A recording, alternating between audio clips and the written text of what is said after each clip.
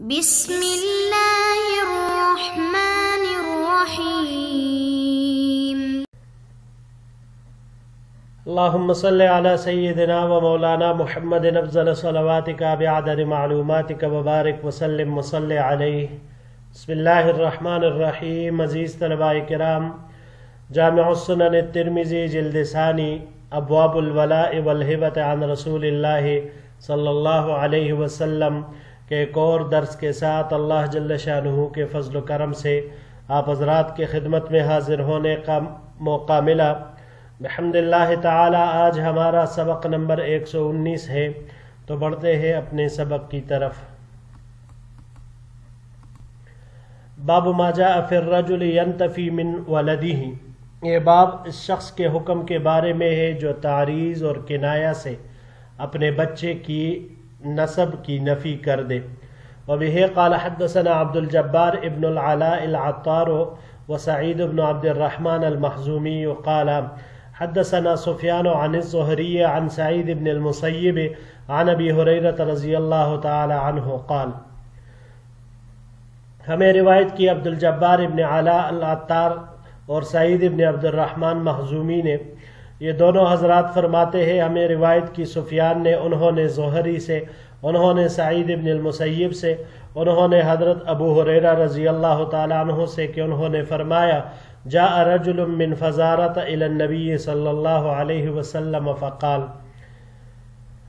کہ حضور نبی کریم صلی اللہ علیہ وسلم کی خدمت میں قبیلہ فزارہ کا ایک شخص حاضر ہوا اور عرض کیا، یا رسول اللہ صلی اللہ علیہ وسلم ان امرأتی ولدت غلاما اسودا، کہ بے شک میری بیوی نے ایک سیاہ رنگ کا بچہ جنا ہے، کالے رنگ کا بچہ جنا ہے۔ تو یہ اس شخص کی تعریض تھی، یعنی یہ کہنا چاہ رہا تھا کہ میں تو سفید ہوں اور لڑکا سیاہ ہے، تو وہ میرا بیٹا کیسے ہو سکتا ہے؟ فقال له النبی صلی اللہ علیہ وسلم هل لك من ابل؟ قال نعم، حضور نبی کریم صلی اللہ علیہ وسلم نے اس کو فرمایا کہ کیا تیرے پاس اونٹ ہے؟ اس نے کہا کہ جی ہاں۔ قال فما الوانها؟ قال حمر، حضور نبی کریم صلی اللہ علیہ وسلم نے پوچھا کہ اس کے رنگ کیا ہے، کس رنگ کے ہیں؟ تو اس نے کہا کہ سرخ رنگ کے ہیں۔ قال، آپ صلی اللہ علیہ وسلم نے پوچھا فہل فیہا اورق، کیا اس میں کوئی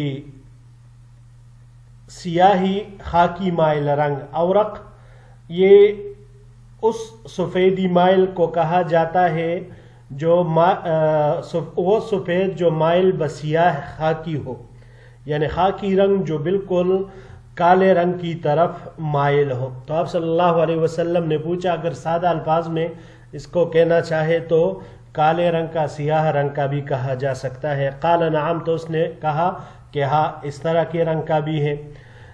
ان فیہا لورقا، قال انا اتاہا ذالک، تو آپ صلی اللہ علیہ وسلم نے پوچھا کہ یہ رنگ کا بچہ اونٹ کا کیسے ہوا ہے، کہاں سے آیا ہے؟ قال لعل عرقا نزعها، شاید کسی رگ نے اس کو کھینچا ہو، یعنی اوپر کے نسلوں میں اس کا کوئی اوپر ایسے کوئی کالے رنگ کا گزرا ہو، قریب قریب کالے کا، تو اس نے اس کو کھینچا ہوگا۔ قال فهذا لعل عرقا نزعه، تو حضور نبی کریم صلی اللہ علیہ وسلم نے ارشاد فرمایا کہ ہو سکتا ہے کہ تیرے اس بیٹے کو بھی کسی رگ نے کھینچا ہو۔ ھذا حدیث حسن صحیح، یہ حدیث حسن صحیح ہے۔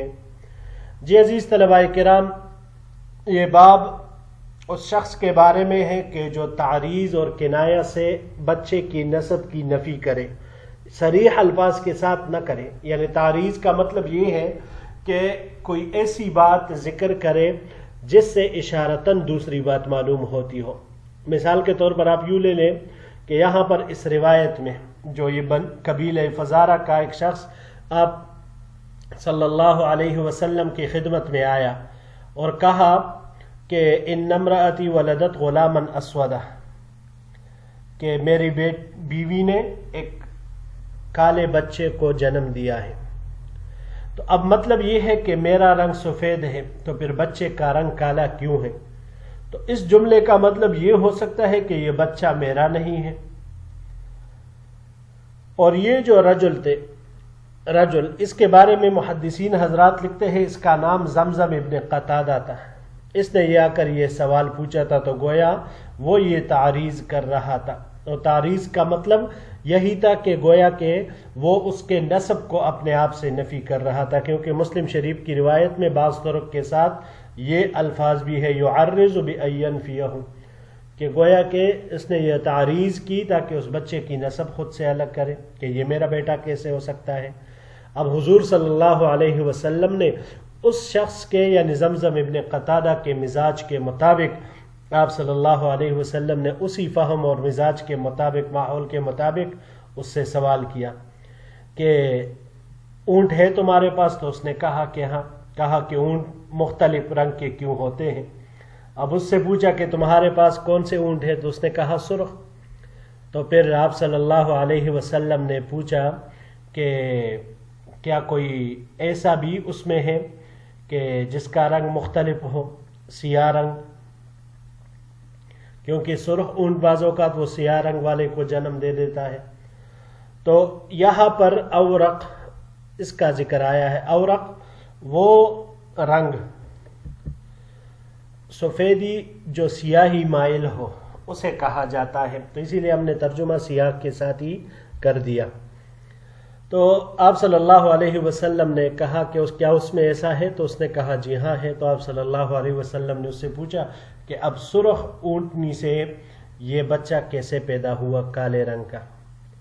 تو پھر وہ خاموش ہو گیا اور اس نے کہا جواب جو دیا اس کا لعل عرقا نزعها، کہ شاید کسی رگ نے اس کو کھینچا ہو. رگ کھینچنا مطلب اس کا یہ ہے کہ شاید اس کے اوپر کے نسلوں میں سے ایسے رنگ کا کوئی گزرا ہو تو شاید اس کی طرف یہ گیا ہے، اور یہ حقیقت ہوتا ہے ایسا. تو آپ صلی اللہ علیہ وسلم نے بھی جواب ترکی بترکی دیا لعل عرقا نزعه، کہ اس بچے کے بارے میں یہ بھی تو ہو سکتا ہے کہ اس کے دادا پردادا اس کے اس طرح اوپر کے انساب میں سے کوئی شخص اس طرح کالے رنگ کا گزرا ہو. اور اس بات کا شاہد اور بطور مثال ہمارے اپنے گاؤں کا ایک واقعہ ہے کہ اسی طرح ایک بچہ پیدا ہوا جو بالکل وہ جو ہوتے ہیں نا سارے پنک کلر کے جو ہوتے ہیں، بالکل گلابی ٹائپ، اور بال بھی سفید، سب کچھ جو بالکل ملائم سے ہوتے ہیں. تو ایسا بچہ پیدا ہوا. اب باپ بھی اس کا بالکل ٹھیک ٹھاک، ماں بھی بالکل ٹھیک ٹھاک. تو حیرت زدہ کہ بھائی ایسا بچہ کیسے ہوا؟ تو جب تحقیق کی تو پتہ چلا کہ اس بچے کے ننیال میں ایک دادا ایسا گزرا تھا جو بالکل اسی طرح کا تھا، تو وہ بچہ اس پر گیا تھا. تو اب وہ دادا کب کا گزرا ہے، کتنے سال ہوئے اللہ ہی جانے، لیکن وہ بچہ جب آیا تو اسی کیفیت کے ساتھ اللہ نے اس کو تخلیق کیا، پیدا فرمایا. تو اسی طرح بچے بھی بعض اوقات چاہے وہ انسانوں کے ہو یا جانوروں کے ہو، وہ کسی نہ کسی اعتبار سے ادھر چلے ہی جاتے ہیں. اس حدیث مبارک کے تحت امام نووی رحمۃ اللہ علیہ فرماتے ہیں کہ اس سے یہ بات تو ثابت ہوئی کہ صرف رنگ کے فرق کی وجہ سے کسی بچے کے نسب کا انکار نہیں کیا جا سکتا. ہو سکتا ہے والدین کے رنگ کچھ اور ہو اور بچے کا رنگ کچھ اور ہو، لیکن اس کے لیے ثبوت نسب یا نفی نسب یہ لازم نہیں ہے. اب یہاں پر مسئلہ یہ ہے کہ یہ جو تعریض ہوتی ہے تو اس پر لعان واجب ہوتا ہے یا نہیں، تو یہ مسئلہ مختلف فی ہے.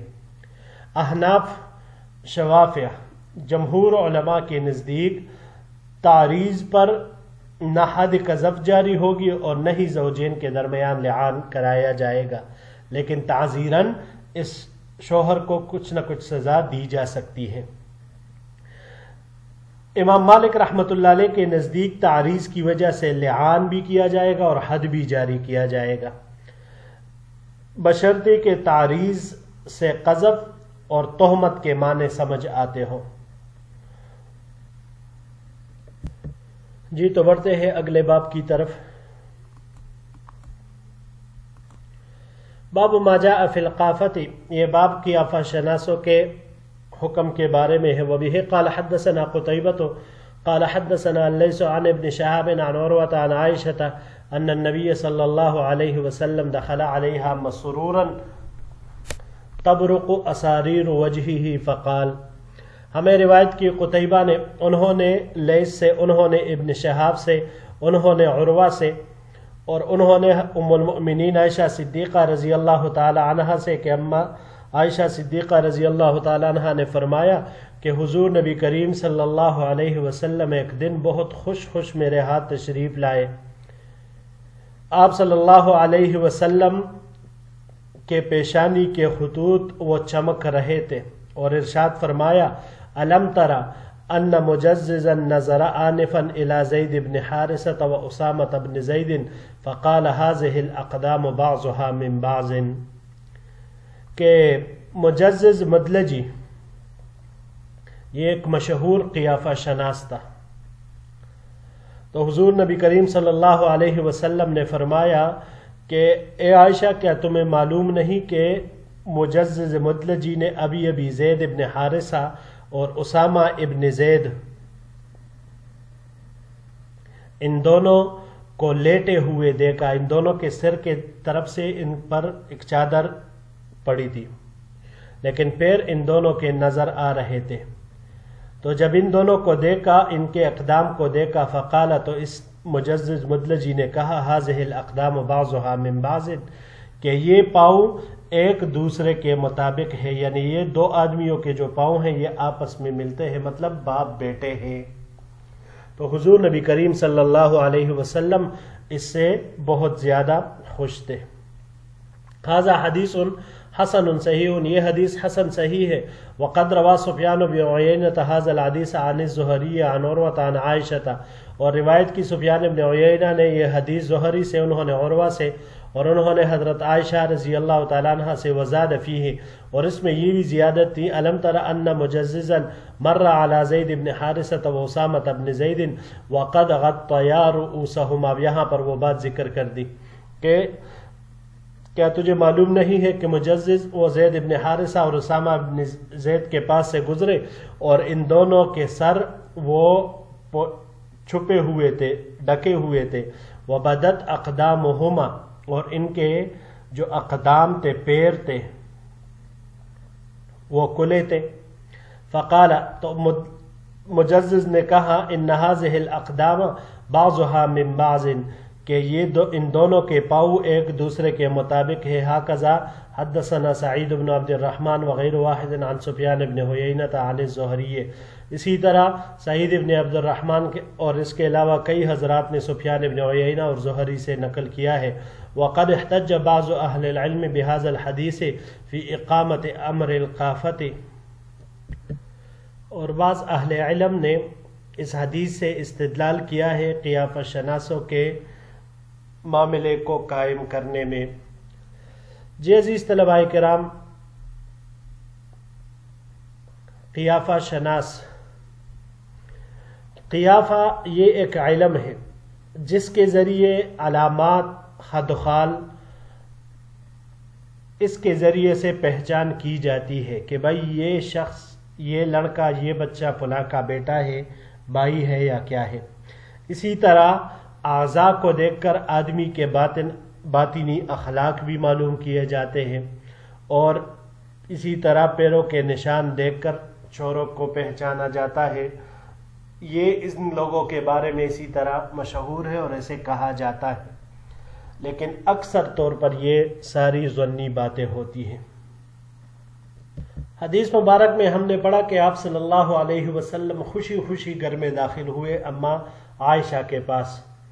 اب اس کی وجہ کیا ہے؟ تو پس منظر اس کا یوں ہے کہ زید بن حارثہ رضی اللہ تعالیٰ عنہ جو حضور نبی کریم صلی اللہ علیہ وسلم کے متبنہ تھے، وہ رنگ کے لحاظ سے انتہائی گورے، خوبصورت. حضرت اسامہ رضی اللہ تعالیٰ عنہ یہ حضرت زید رضی اللہ تعالیٰ عنہ کے بیٹے تھے اور آپ صلی اللہ علیہ وسلم کے دل کے بہت قریب تھے، لیکن ان کا رنگ وہ گندمی تھا، تو لوگ ان کے نسب میں شبہ کرتے تھے. اب جب اس مجزز مدلجی نے حضرت زید رضی اللہ تعالیٰ عنہ اور اسامہ رضی اللہ تعالیٰ عنہ کو دیکھا تو اس نے کہا حاذہ الاقدام بعضها من بعض، کہ یہ تو باپ اور بیٹے کے اقدام ہیں۔ تو یہ بات سن کر حضور نبی کریم صلی اللہ علیہ وسلم کو انتہائی خوشی ملی، اور آپ صلی اللہ علیہ وسلم نے اسی خوشی کا اظہار اما عائشہ صدیقہ رضی اللہ تعالی عنہ کے سامنے کیا، اور یہی وجہ ہے کہ اما عائشہ صدیقہ رضی اللہ تعالی عنہ نے فرمایا حضور صلی اللہ علیہ وسلم کے بارے میں دخل علیہا مسرورا تبرق اساریر وجہہ، کہ آپ صلی اللہ علیہ وسلم کا چہرہ کھل رہا تھا خوشی کے مارے۔ اب یہاں پر مسئلہ یہ ہے کہ قیافہ شناس یہ جو لوگ ہوتے ہیں تو ان کے قول کا اعتبار ہے یا نہیں ہے۔ اب یہاں پر مسئلہ یہ ہے کہ شرعی احکام یا ثبوت نسب میں قیافہ شناس کا قول معتبر ہوگا یا نہیں، تو اس میں فقہاء کرام ائمہ کرام کا اختلاف ہے۔ ائمہ ثلاثہ رحمہم اللہ کے نزدیک قیافہ شناس کا قول معتبر ہوگا، اور یہ حضرات استدلال کرتے ہیں حدیث الباب پر کہ شرعی احکام اور اثبات نسب میں قیافہ شناس اس کا قول حجت ہے، اور یہ سند کا درجہ رکھتا ہے، اور اسی وجہ سے حضور نبی کریم صلی اللہ علیہ وسلم نے مجزز مدلجی کی بات سے نہ صرف انتہائی آپ صلی اللہ علیہ وسلم کو خوشی حاصل ہوئی بلکہ اس کی حوصلہ شکنی بھی نہیں فرمائی، ورنہ ہونا یہ چاہیے تھا کہ اس کو ٹوک لیتے، لیکن آپ صلی اللہ علیہ وسلم نے اس کی حوصلہ شکنی نہ کی۔ اگر اس کا قول حجت نہیں ہوتا تو آپ صلی اللہ علیہ وسلم ضرور اس سے رد فرما لیتے۔ تو اسی وجہ سے ائمہ ثلاثہ کہتے ہیں کہ شرعی احکام میں اور اثبات نسب میں یہ حجت ہے۔ احناف کے نزدیک قیافہ شناس کا قول شرعی احکام اور اثبات نسب یعنی ثبوت نسب میں معتبر نہیں ہے، کیونکہ قرآن کریم میں ارشاد باری تعالی ہے وَلَا تَقْفُ مَا لَيْسَ لَكَ بِهِ عِلْمٌ، یعنی آپ اس چیز کے در پہ نہ ہو جس کا علم آپ کو نہیں ہے۔ اور نسب کے ثبوت کا معاملہ یہ ایک ایسا معاملہ ہے جس کا علم اللہ کے سوا اور کسی کو نہیں ہو سکتا، اس لیے قیافہ شناس کا قول شرعاً اس میں حجت نہیں ہوگا۔ اور حدیث الباب سے جو ائمہ ثلاثہ استدلال کرتے ہیں، کیونکہ نبی کریم صلی اللہ علیہ وسلم نے اس کو روکا نہیں اور آپ صلی اللہ علیہ وسلم اس سے خوش ہوئے، تو احناف اس سے جواب دیتے ہیں کہ دیکھیے حضور نبی کریم صلی اللہ علیہ وسلم اس وجہ سے خوش نہیں ہوئے کہ حضرت اسامہ رضی اللہ تعالیٰ عنہ کا نسب زید رضی اللہ تعالیٰ عنہ سے ثابت ہوا، نسب تو پہلے سے ہی ثابت تھا، بلکہ خوش اس وجہ سے ہوئے کہ ایک ایسے شخص نے بھی اس نسب کی تصدیق اور تائید کر دی جس کی بات کو اہل عرب اور منافقین بھی حجت سمجھتے تھے، بلکہ یہ اتنا مشہور قیافہ شناس تھا کہ اس کی بات کو سند کا درجہ مانا جاتا تھا، انتہائی معتبر اس کو قرار دیتے تھے۔ تو اس کی مثال آپ یوں لے لیں کہ چند عادل آدمی اگر چاند دیکھنے کی شہادت دے دے اور ساتھ ہی نجومی بھی اس کی تائید کر دے، تو اس سے ہمیں اس نجومی کے قول کا حجت ہونا لازم نہیں آتا۔ تو اسی طرح یہاں پر بھی اس مجزز مدلجی اس کے قول کا حجت ہونا وہ لازم نہیں آتا، بلکہ اس کے قول سے صرف اس شہادت کی تائید اور تصدیق ہوتی ہے۔ تو حضور نبی کریم صلی اللہ علیہ وسلم نے اس کی بات کو رد نہیں کیا، بلکہ جو خوش ہوئے تو اس وجہ سے کہ اب یہ عرب کے لوگ، یہ جو ارد گرد کے لوگ ہیں، یہ اب اسامہ کو تنگ نہیں کریں گے، زید بن حارثہ رضی اللہ تعالی عنہما ان دونوں کو تنگ نہیں کریں گے، بلکہ اب ان کا نسب ثابت ہوا۔